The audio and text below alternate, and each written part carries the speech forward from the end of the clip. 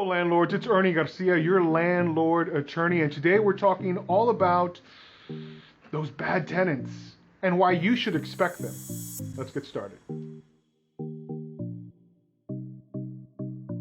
As attorneys, we are trained to expect the worst. We know that bad things happen, and when we're prepared for those things, we've got solutions for you. And today we're going to talk all about why you should go into every one of your leases with an expectation that something's going to go wrong. And so maybe it's not that you have a terrible tenant, but sometimes even good tenants act bad. Your first expectation should be the most straightforward. You should expect late payment, and you should expect non-payment from time to time. If the pandemic has taught us anything, it's to expect the unexpected. And because we expect it and because we've dealt with it in the past, you should have a good remedy going forward.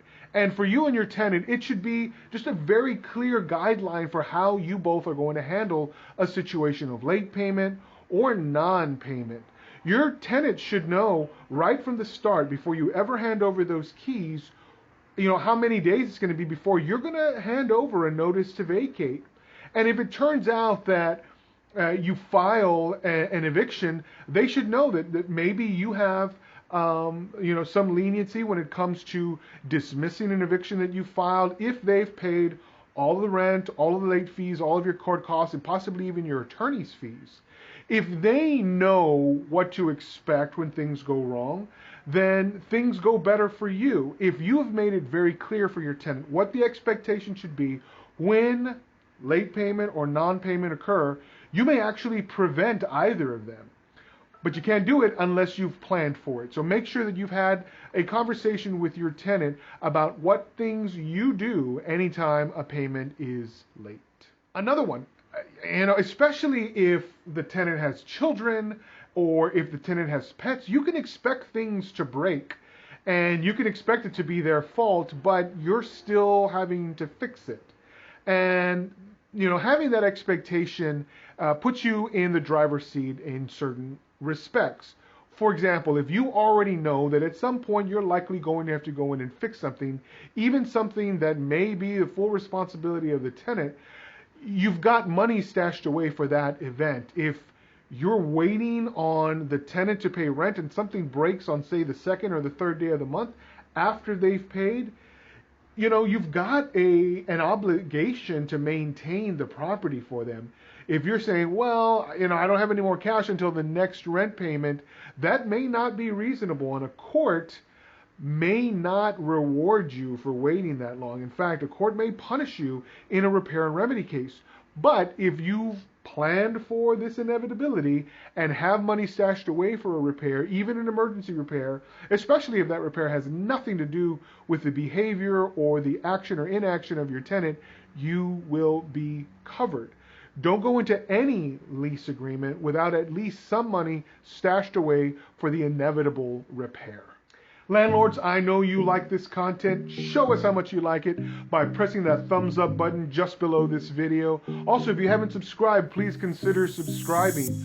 We're on Instagram. We'd enjoy you following us there. If you're on Facebook, we're there too. Join our group. If you have any questions for us, you can call or text. The number is here on the bottom of the screen. We look forward to hearing from you. The third thing that you should always expect is a little bit of hostility. When things go wrong, either because the tenant is unhappy with the condition of the premises or you're unhappy with the behavior of the tenant, and each side lets the other side know this, sometimes communication is the first thing to go. And so it's important for you to be prepared for hostility where your tenant is concerned. And maybe it's not even the tenant, maybe it's a guest of the tenant. And so by expecting a little bit of hostility, you know how to avoid some kind of confrontation. You certainly don't want to escalate something on the basis of a few things going wrong. If you know, for example, that your tenant is already hostile, then it may not be a good idea to go and visit this tenant face to face. In fact, it may not be a good idea to communicate with them even on the telephone. Your best bet might instead be to communicate via email. So at the very least, you have a record of the communication between you both. A phone call, even a recorded phone call, especially when there's yelling and screaming involved, is hard to use as evidence in the court, because if you can't decipher what's being said because everybody's screaming at each other, then you've essentially recorded nothing. However, if you've communicated effectively through email, you have a chain of expressed thoughts and ideas and requests and demands that you can easily display to the court. Preserving a record that way is much better than just going out and talking to the tenant face to face, especially if you know there's a bit of hostility also. So by keeping a record of your emails with the tenant, you can prevent any escalation of hostility. If you know things are going down a bad path, you're probably going to want to back away from in-person visitation. Now, that can't always be avoided, but sometimes you can send a repair person. You don't necessarily have to be there, especially if you know there's already bad blood between you and the tenant. Even if you know you're already in an eviction proceeding, you don't want to escalate things. You certainly don't want to provoke a tenant to harm your property or possibly harm you. If you see things going down a bad path, do your best to de-escalate things and avoid face-to-face confrontation. And finally, stepping up from just plain hostility to some kind of civil litigation should be an expectation of yours. You should just expect either A, you're eventually going to have to sue a tenant for eviction or for repairs of some kind, or that they're going to sue you for not repairing the property or perhaps for wrongfully withholding a security deposit. If you know that there is a chance, and there always is a chance, that you will end up in court either as a plaintiff or a defendant, you should also know a good attorney.